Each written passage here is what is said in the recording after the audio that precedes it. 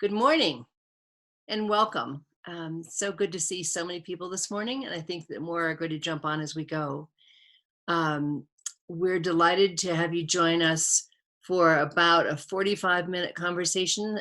We do this every 4 to 5 weeks, and we have a lot of interesting things to share this morning. So I'm Christina Hespel from the University of Denver. Rob and Kent and Fayez, would you all introduce yourselves as well, please? Hey everybody, I'm Robert Crow from Western Carolina University. Good to see you all.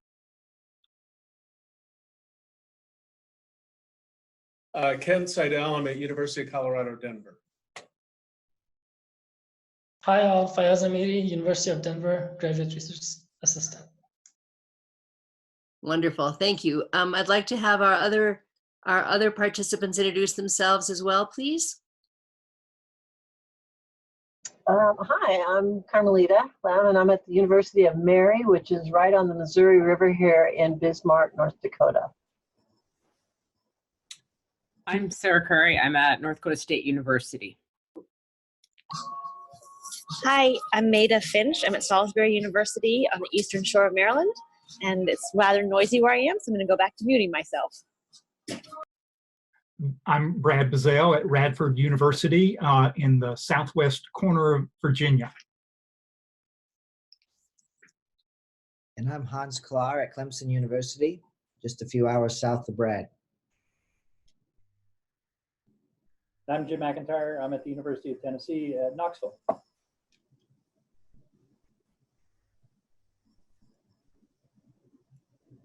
I'm Kristen Huggins. I'm at Washington State University. I'm Stacy Leggett. I'm at Western Kentucky University.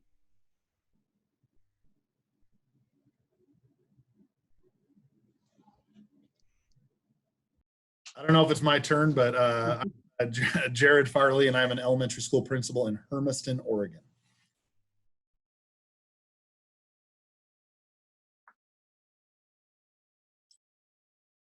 Is there anyone else we haven't heard from? Test. Can you hear me?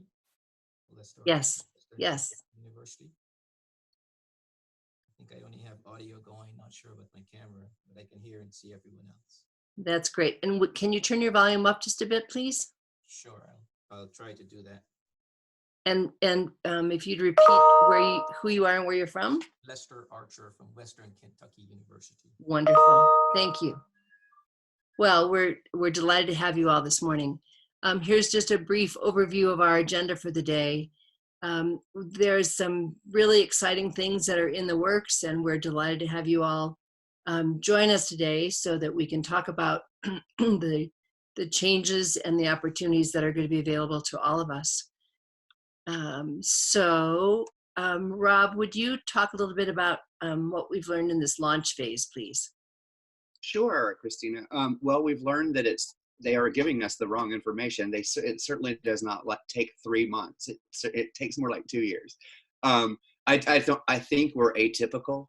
Most networked improvement communities are launched around a specific problem, and as you can tell, we have lots of problems and we haven't nailed them down. So I think when we hear from Kent later, it'll help us move into the next phase, which is the testing phase.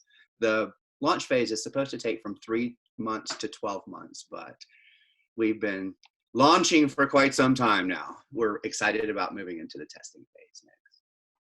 That's great. Thank you. And so that takes us right into a conversation with Kent Seidel and a vision for how our NIC is morphing, and a vision for where we're moving. And without further ado, Dr. Seidel. Great. Unmute here. Fellow Kentuckian, by the way, for folks from Western Kentucky University there. Hello. Yeah, so quick background on what we've been doing here for the last, we're starting, well, the districts in partnership are starting year 6. We've been with them for 4 years now as a reflective partner. We work with something called the Student-Centered Accountability Project. And I think it's helpful just to have a very, very quick background on how it evolved, if that's okay, Christina.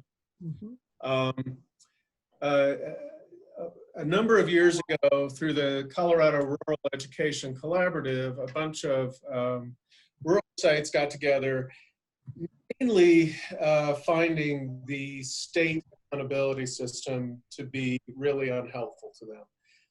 A lot of you may be having the same issues. It's a combination of, the state data, the state assessments are designed for larger groups of kids. They, the smaller N sizes don't necessarily get anything useful back. The distance from other sites really made it hard for them to be able to collaborate well with each other or to take advantage of any of the state types of support systems that are kind of designed for big groups and always held in the urban centers and what have you. And also just generally, the local community wasn't seeing what was coming out of Denver as being necessarily the most relevant on their list of things to pay attention to. So out of that what the district soups themselves described as sort of a complaint session, 5 of them got together and said, we're going to actually be proactive about this. We want to create a better way to do this work. And they got permission. They got thumbs up from the state. They were all fairly well-performing districts as far as test scores and things go. But they weren't happy with the kinds of connections they had with their community. They weren't happy with they talk about their kids. Their kids do school really well, but they weren't really engaged. They weren't really excited. They weren't really finding ways to keep people excited. And of course, everybody was having challenges around keeping personnel and finding folks, to hire in to the site and grow your own types of programs, that sort of thing that weren't available at the time. So that evolved into something that has become a really dynamic peer visit sort of project, where districts will actually take teams of the district soup on down to educators and other staff, counselors and things as well, to go visit other districts and provide a peer review. And we call it a system supports review because the focus is formative and the focus is on the system that is of resources and the way folks work together that is enabling them to do the continuous improvement work that they want to do. So they reached out to us a couple years into that, realizing, so it wasn't too different from this networked improvement community idea.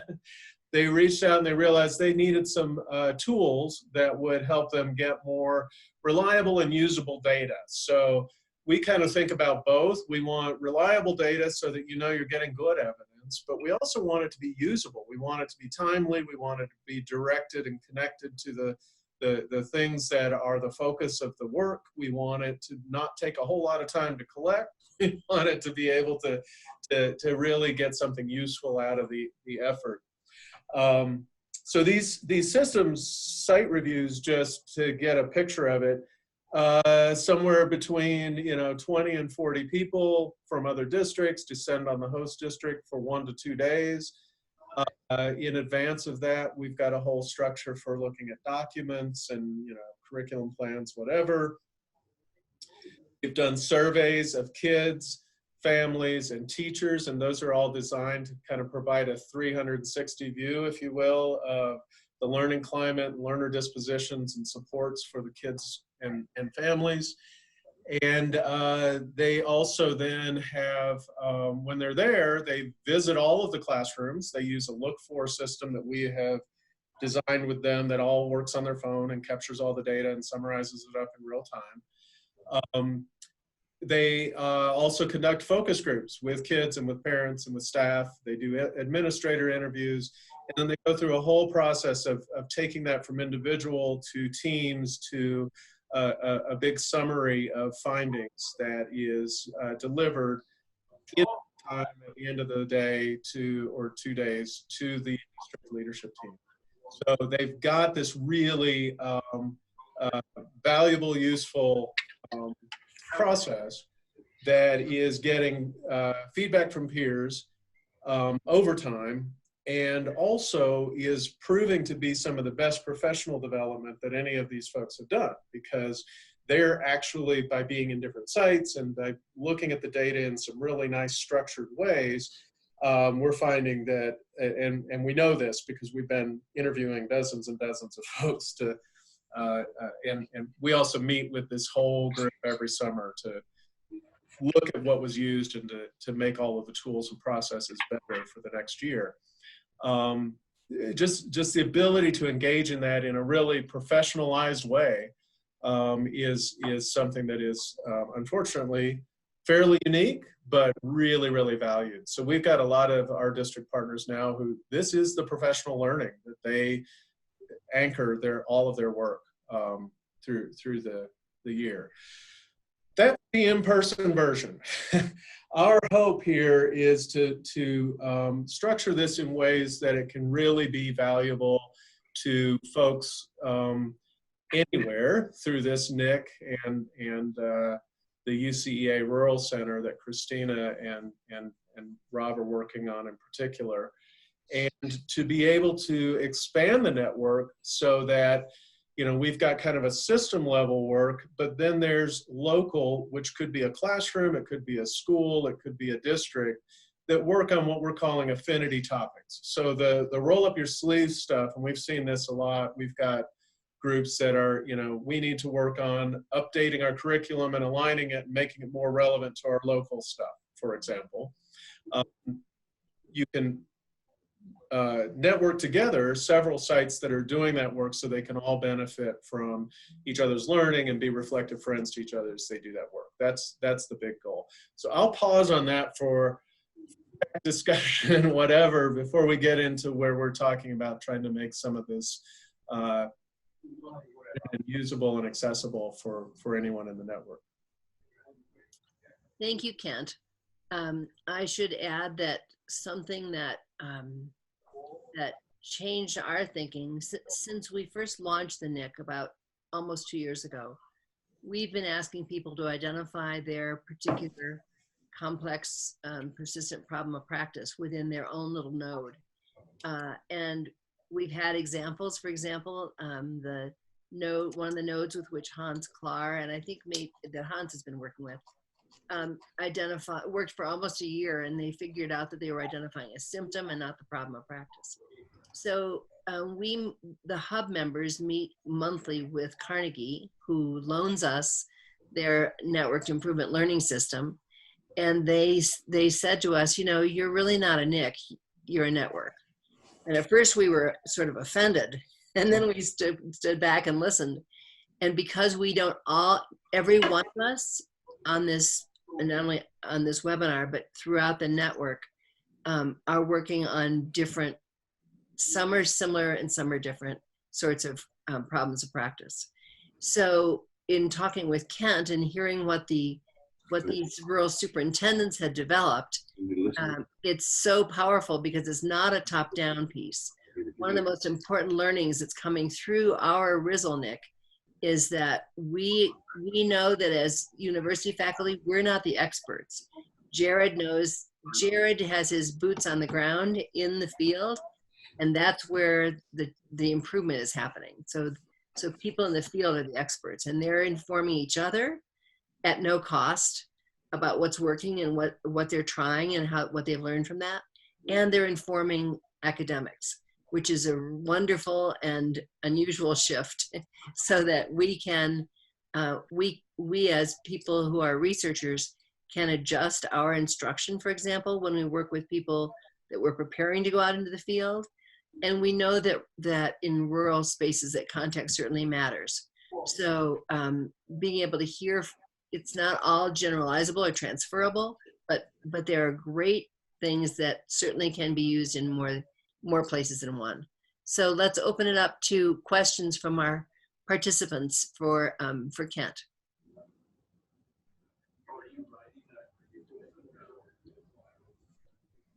I'm going to just jump in real quick. Kent mentioned a few sessions ago, Zooms ago, that people can attach to certain aspects or certain data sets within this larger global, which I really like that. And even when you were talking about the system support review, I'm teaching an assessment class this coming up spring, or next spring. And I was thinking, gosh, I need to let these leaders know how to do these systems supports reviews. And so I'm really looking forward to learning more about that from you. Well, Christina, if I can share my screen, maybe if I go to the framework as an anchor, that might prompt some more specific discussion. So I would like to do that. I just have to figure out how to do that. I think if you stop sharing, I might be able to pick it up. Yeah.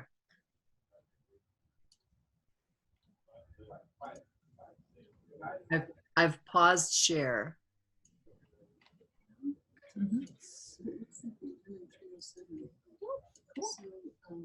You might need to stop share, not pause it. And I'll check with whatever her name is. There we go. Oh, okay. Just about when. No, it's just a. Could we ask people to mute while they're on this morning, please? Thank you. Okay, are you seeing the meaningful learning framework? All right. And this is evolving a little bit at this point, partly because we've gotten data from multiple sites for years in all of these areas. So we're able to actually now go back and tweak it based not just on, I want to emphasize, this was designed by the educators in the district sites originally. When they invited us to come in and collaborate with them, one of the first things that we did, and a role that we see as continuing to have higher ed institutions play, simply because it's part of what we're designed to do, to take a look at the literature, the research that's out there, and kind of summarize that and bring that to the table and say, here's how this looks in the research. So that was a first refinement, again, done in collaboration in our summer, what we call summit, but it's that full day work meeting. It's going to come back to the table in June with some input as to how it's working, connecting to the data sources. But the idea here, and this gets to that network versus NIC kind of piece that Rob was mentioning.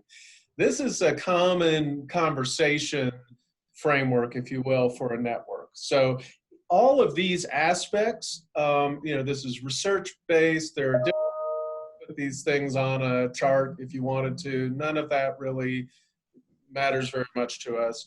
The big point is that what they've captured here is kind of key aspects, the key components of a school system. Carnegie talks about seeing the system that's getting you the results that you're getting, so that you can be intentional about trying to affect those results by impacting the system. We're just trying to get that laid out there. And so we have several key aspects of curriculum and instruction, professional learning, vision, leadership, learning climate, that all are part of that data collection suite that helps the visitors summarize what they're seeing as far as the system is concerned. And then, under resource allocation, there's a whole bunch of work that happens with, usually it is peer-to-peer coaching amongst the superintendents, where they take a look at, here are the goals that you've stated as priority for improvement of the system. Here's what our feedback was as far as people seeing what's going on in the schools. And now, how are you aligning your finance, your facilities, and your connection with the family and community resources that you have to be able to continue to support that driving mission of what you're trying to do. So that's how this tends to play out. One of the things that Rob and Christina and I would love to do this year, this spring, is, as part of this NIC, is to set this up in a way that folks can have an asynchronous kind of conversation around it. So to be able to comment on it, on the framework, to to have a place for you if you've got your similar frameworks that you're using in your sites to pull in, because what we want to have here as a central piece of this network is just a common conversation point. So it may be that you've got a different way of presenting this. Certainly every district has different areas of emphasis, and that's great. They should. I would expect that they would. But it also gives us a way to get to the point of conversation around, okay, now here's an affinity group. And what we're calling affinity groups really are what Carnegie is calling NIC, right? That's where you get a driver diagram around something very specific. It might be improving engagement of our kids, or supporting language learners in early literacy, or we've got a group that's working on, the visible learning as a way to coach their professional development. And any number of those things can become those NIC-like subgroups through this network, where you can share both resources, ideas, and have a little bit of structure for if you want to try something out. How do you put it into that plan, do, study, act kind of a cycle without having to invent it all from whole cloth yourself. And we think everybody that's in this network will have great contributions to make on that. And our idea is to, sort of crowdsource that. And, one of the roles that I think is really helpful for the higher ed institutions to play, if for no other reason than they have the time to do the thinking and the research connections, is to be the connector on some of this and to help as a reflective friend around that. But definitely this work has to be driven by whatever the focus of the local work closest to the kids and the families and communities is going to be. So that's our first phase, if you want to call kind of a chartering activity, to bring everybody together around kind of a common way of thinking about what are the pieces of the work that we're engaging in. And let me pause on that, and then we can get to a little deeper in the weeds briefly. Well, I've been dying to jump in, Kent, so I'm going to go ahead. If you just step back for a minute and look at what this whole effort initiative is a bottom-up, organically grown networked improvement community, which we're moving towards. The only ones I've ever seen are top-down. Problem has been handed to the people who are in it by whomever, not by them. And so everything we read about network improvement communities has not applied to what we're doing here. And so now I'm seeing, now that Kent is bringing these tools, a suite of tools that we can use in pieces or in, whole, moving us towards the improvement part of the network, which is great, because I don't see how the other networks could move into that unless it was, again, top down, handed to them. And so that's what I like about going through this self-exploration, is really what it is. And then determining an affinity group that you could then attach to. Because we've been struggling going, what is the one problem? And we're never going to be able to nail down one problem. So this is really moving us into the concreteness that we need, into moving into the testing phase.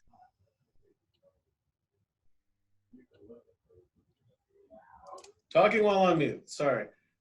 Other comments on that? I'm pulling up just a sample report around the See the System piece that I can share here in a second.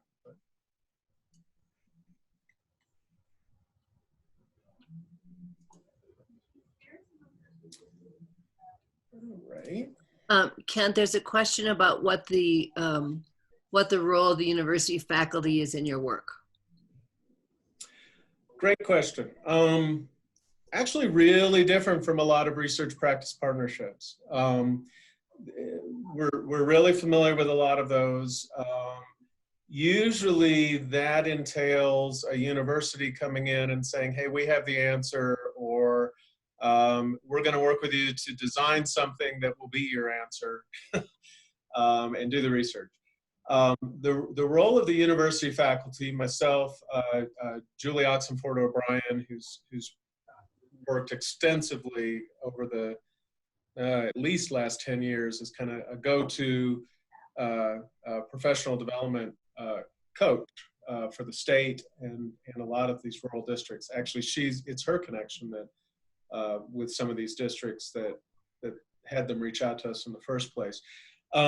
Our role is really to be a responsive partner on helping to figure out the technical tools that will make the work better. And I say responsive partner because we look at, as measurement experts, I'm an associate professor in research and evaluation methods. I teach qual-quant assessments, formative as well as up to large scale, and structural equation modeling and large scale data set work, etc. We always talk about research tools, validity and reliability of these measures. We also bring in usability, because it doesn't matter how good the evidence is that's coming to the table from a research perspective. If it's not something that people who are going to work on upgrading their practice in response to this tool, if it's not stuff that they need, or stuff that they can engage in, or stuff that they can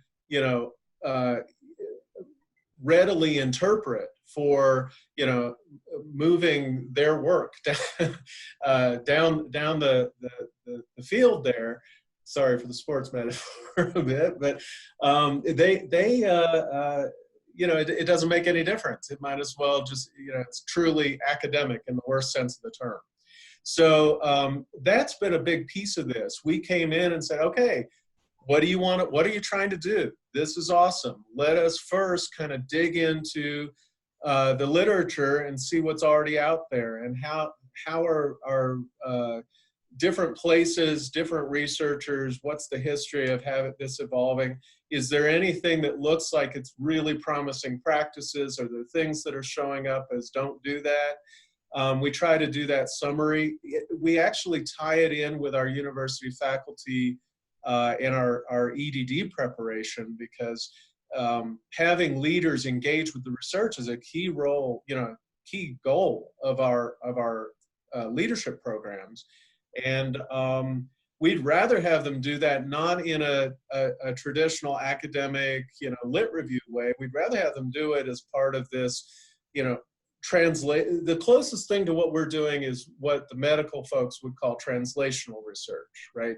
There's a whole field that sits between the laboratory experimental stuff and the day-to-day stuff that doctors and nurses and other staff do when they're working with patients. And for that matter, advice to what the patients themselves need to do, right?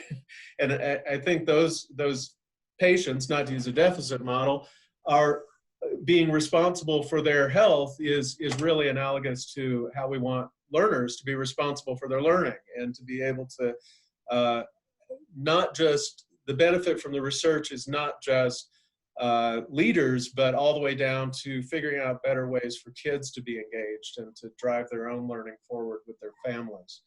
So anyway, all that is to say that it's a very different role for university faculty to be in, because some are more inclined to be responsive in that way than others. So I would say a second role that our university is playing is to really try to reset old-time ivory tower expectations of what faculty do, to be more in a problem-solving partnered space. And we try to bring that to our preparation of new researchers as well.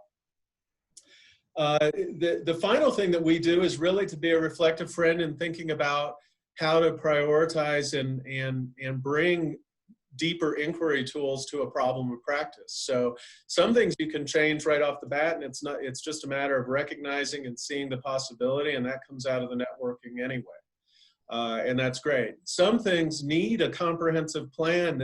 We know this is going to be a heavy lift. This is going to be a 1, 2, 3 or long-term type of an implementation. So we bring, this is why we're connected to the concerns-based adoption model and a number of other things. It's like, how do we help folks think about the natural processes of implementation, how individuals have to move through stages of understanding the change, embracing it, moving into figuring it out for themselves, what we call really task orientation, to getting those feedback loops of how do I know it's better? How do I know I'm making progress? We help them design that piece out, and it's really helpful to have an external reflective friend, coach kind of folks who can pay attention to that while people who are insight are paying attention to actually doing that work.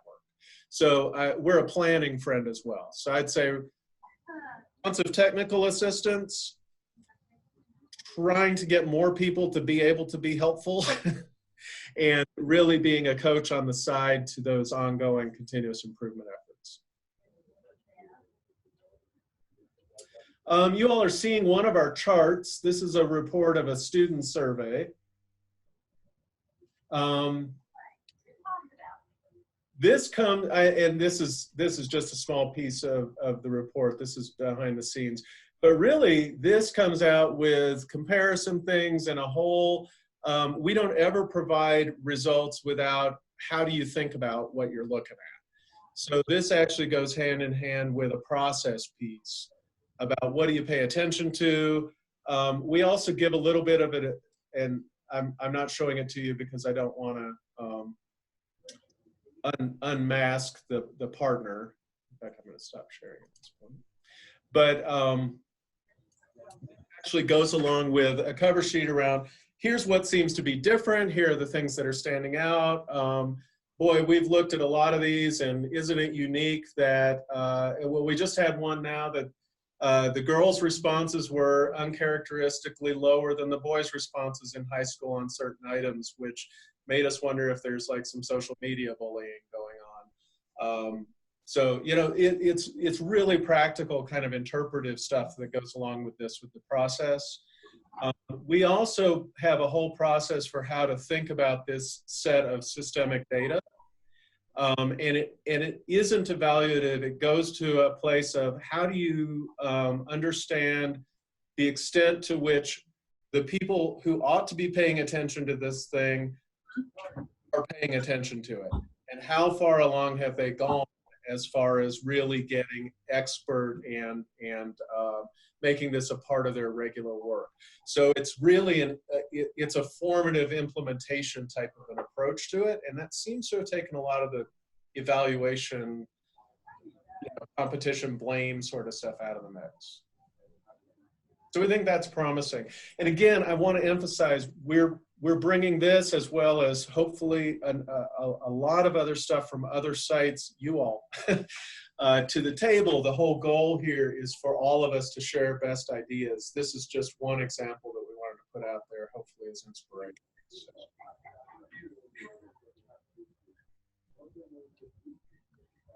Thank you, Kent. Are there any questions from anyone who's been sitting with us and hearing Kent's overview?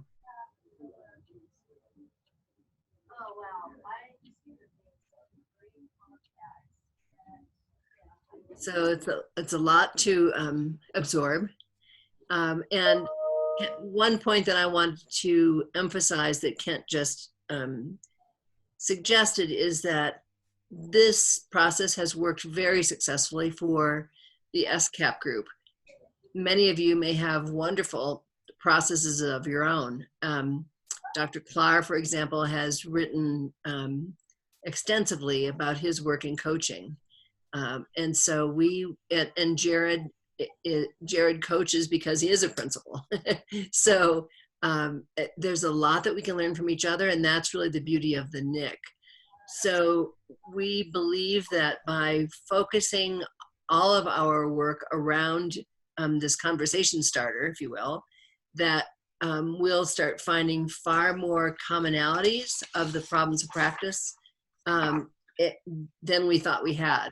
So while there will still be nuances as there are as they go from site to site, ultimately there are going to be overarching issues that we'll be able to learn from each other, and the practitioners in the field will, and that it's not top down, that it goes from the classroom, which is really the unit of change, all the way, and I shouldn't say all the way because that's very hierarchical.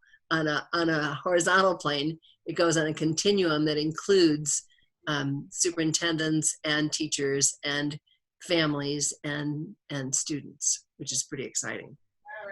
So let's keep moving. And if you have questions, please don't hesitate to throw them in the chat box, or just let us know, and we'll be glad to pause and have you share your thinking with us.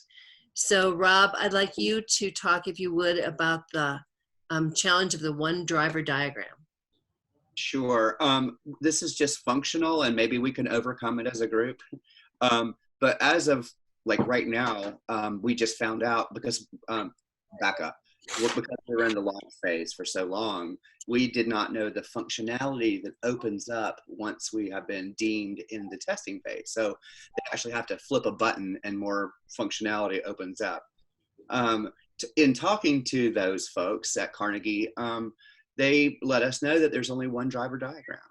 And so in my mind, every, problem of practice is translated into a driver diagram for multiple drivers and secondary drivers and change ideas and PDSAs on all of that. So we'll have to try to figure out how we can, because right now it seems like because of what Kent is going to let us use as instruments, we're going to be identifying a few different problems of practice that may not fit into one driver diagram. So maybe we can think about it. Maybe it's a backwards mapping thing where we're thinking about it this way and we need to think about it the other way. So I don't know, but that's just on the horizon. That's a challenge that we have one driver diagram. Yeah, it kind of is.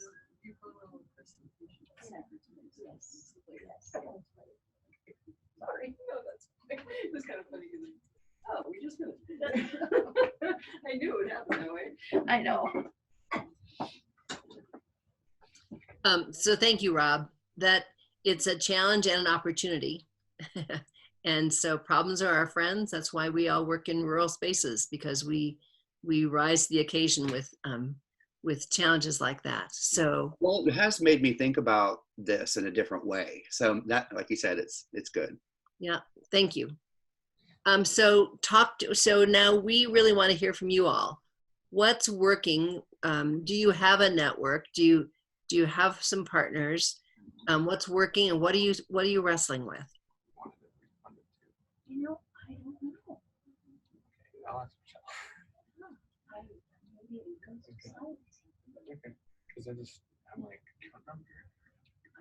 know.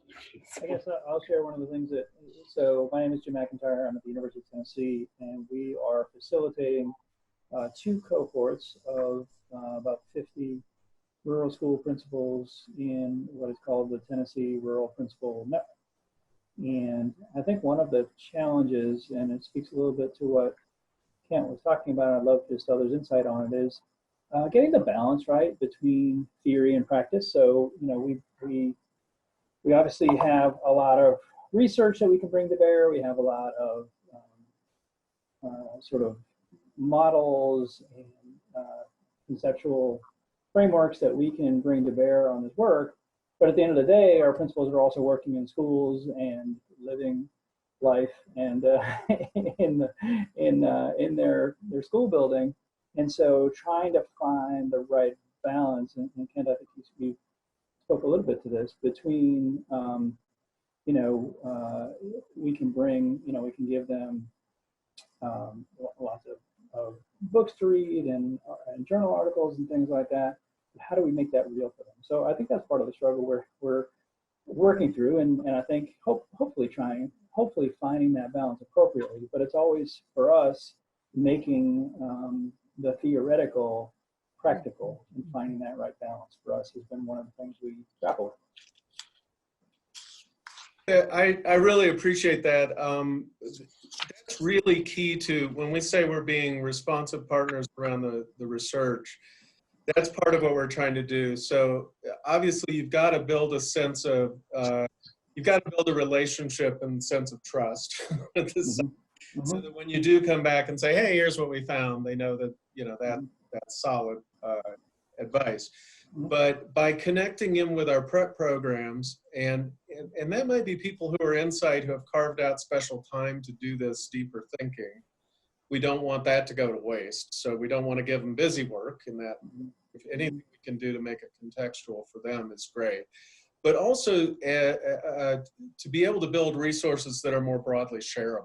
So we've, for example, built some seminars where we've got our doc students in the EDD program building these more usable literature syntheses that are kind of shortcutting some of that time that's necessary.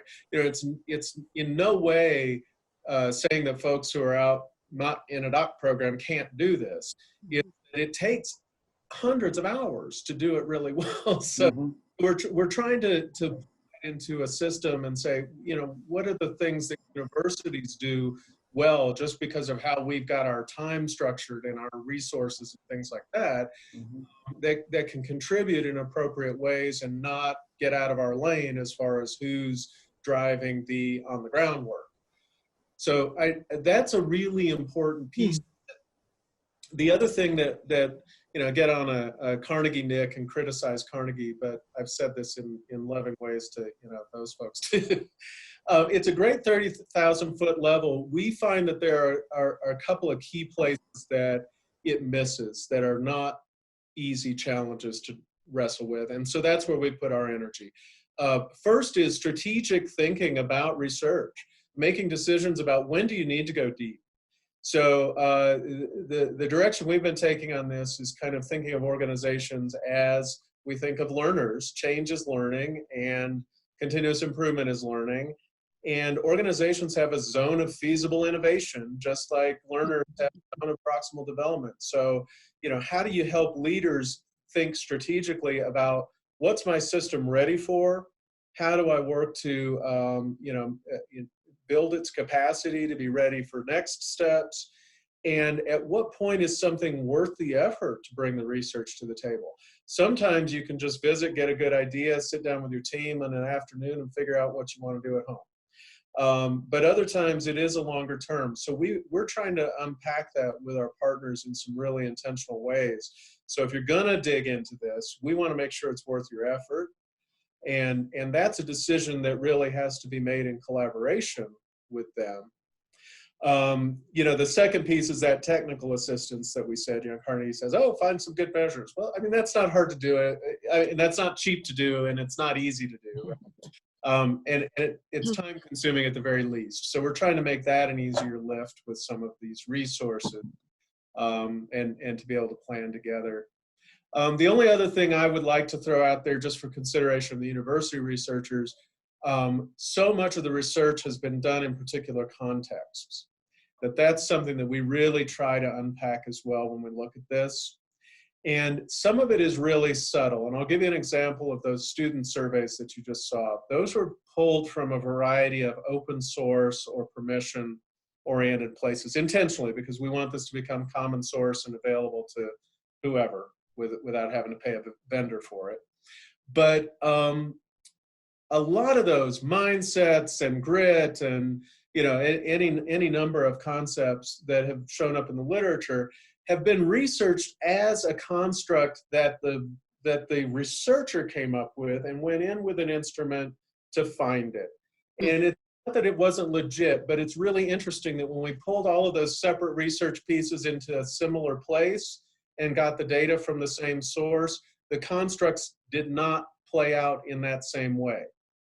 In other words, we saw grit because we were looking for grit. We saw this because, and you know, if you measure something, you can find it. Once we put multiple measures into the same place, we actually were able to reduce it to some more key overlapping components that seem to be, you know, more helpful, require less of a data collection. And, you know, if you're wondering about the end of the story, the growth mindset seems to hold. There's something about task support and orientation capacity building for the kids. And there's something around the relationship building that teachers do with each other and the kids that seem to be really, really key and kind of summarize a lot of that, right? So I'm just saying, as far as researchers trying to work in applied settings in context, we're really excited about the idea that various contexts might be able to contribute to the thinking about that stuff, not from an academic, more basic research idea, but what does it look like when all of a sudden it's in context of all the other things in the system. Just like translational medical research, we do study of this, this, and this, but then when we get into the real world, we find out they all overlap in really interesting ways.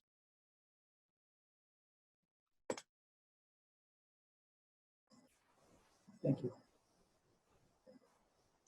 Any other, and is there anyone else who's willing to share about something you're working on or that you're having a hard time with?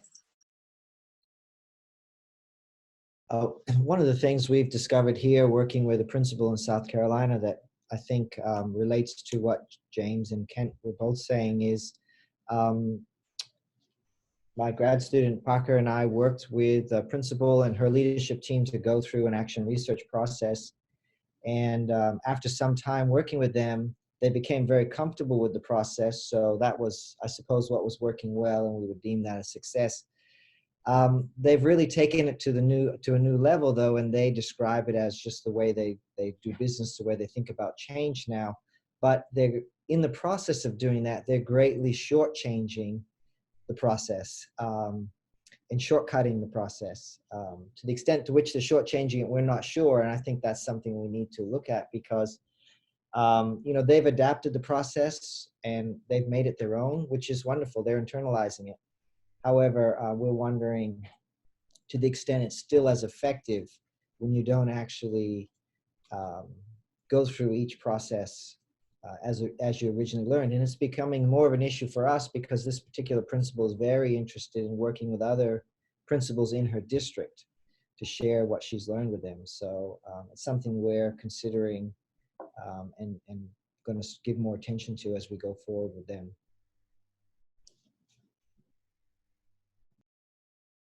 I love that idea about how processes become internalized and automatized, and they lose their rigidity after a while and their sharpness because it all just kind of blends. So that's really neat.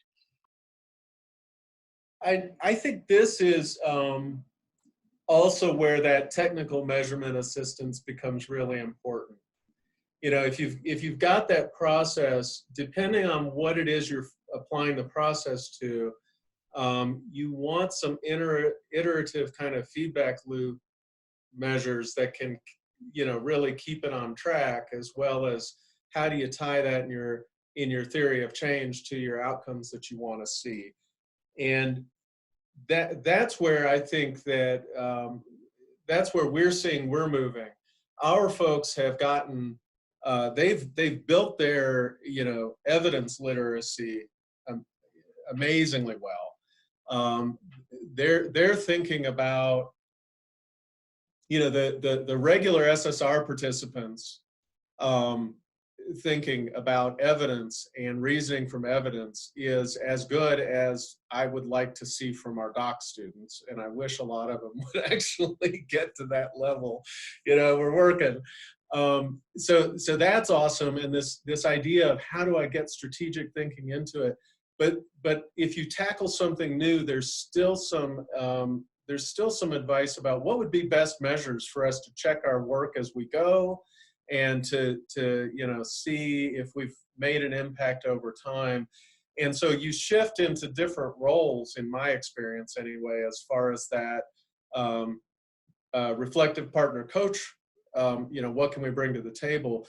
We're getting asked different things, and I think that's where we're seeing that those affinity groups eventually being built out as really, really helpful, because if you're really used to it and you want to take on something new, it would be awesome to be able to go to another site and say, how did you know change was happening in a positive direction?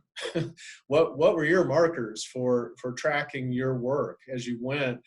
I think that helps keep it from getting too casual from our perspective of being evidence driven. But lets people not slow down their pace, because that's the other thing we don't want to do. We don't want to say, hey, put the brakes on awesome work that's going to impact your kids for like 2 years while we can figure out, we don't want to do that either. So it's a fine line.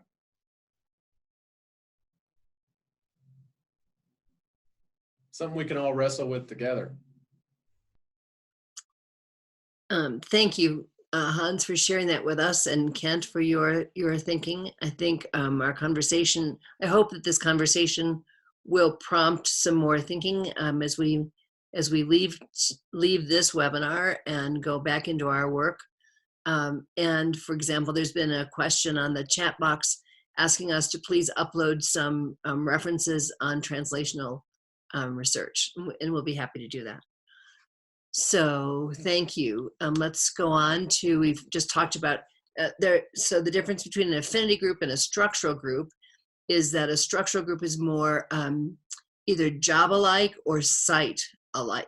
They're from a certain site, whereas affinity groups are topical and thematic, and they can certainly cut across across any number of contexts.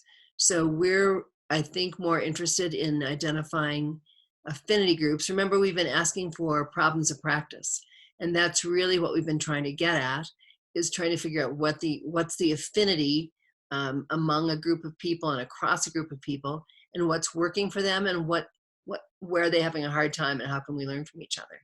So that's really the difference. So Fayaz, would you like to speak for a bit, please, about the NILS? Fayaz is our resident expert on everything NIC and everything technical and everything NILS. So talk to us a little bit about what's in there and what's been happening with it, please. Thank you, Dr. Hespel. Luckily, I would say that most of the people who I see in this webinar have already been registered in the RISL-NIC, so they all have access, and I'm sure that everyone has seen that. And I wanted to say something else, that I have uploaded Gerald's video and there's a misspelling. Apologies for that. I'll just go and correct that. I didn't see that. Thanks, Gerald, for bringing up. And for the RISL Carnegie network, what we have is like, there are different parts that everyone can contribute. And as Dr. Hespel kindly mentioned about the affinity groups and structural groups, we will be like, now that the number of people who are in the directory are growing, we have a huge number. Like today we saw that was almost to 60 people. And you will have access to the different activities that will be happening throughout the RISL-NIC, as well as the resources. We will be, for example, somebody just asked about the translation methods references. We will be uploading some of those references into the resources section so that you will be able to access that. And there will be plenty of information that we can communicate through that, send messages to people that we want to network or be in the same group, or if at least we kind of share the same problem of practice, whether it's structural or affinity group. So there's a lot more information that will be coming, and hopefully we'll be uploading more activities and resources in there. Thank you, Dr. Thank you very much, Fayaz. Fayaz has also developed a website for the NIC, and we have a Twitter site. Yesterday, Ed Week posted an article about the work that we're doing, and we want to share that with all of you. So we'll make sure that that's available. So we're very excited to share that next month, actually on the 14th of February, which is not only Valentine's Day, but it's also Fayaz's birthday, and the day that Kent finds out about the one of the grants that he's working on. Jerry Johnson, who is he was at Florida State or Central Florida, I think, and now he recently moved to Kansas State University, where he's the department chair and an endowed professor. He's one of the lead authors, not only on the most recent Why Rural Matters that came out this past November, but he's been an author and lead author on the two previous Why Rural Matters reports. And so he has graciously offered to join us, and he's sharing with his faculty about this NIC, and we're hoping that we'll get some folks from Kansas as well. So that will be at I'm not positive about the time. Fayaz, do you remember the time on that? We'll send it out. We'll send it out. That'll be great. Okay. Questions for the good of the cause?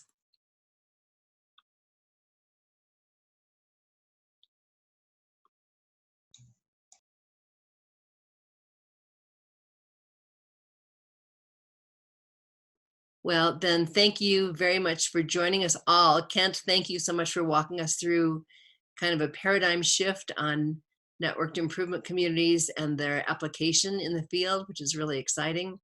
And the opportunity to have folks in the field informing us. Going back to James' question, I love the fact that practice is informing theory, which is a wonderful radical shift.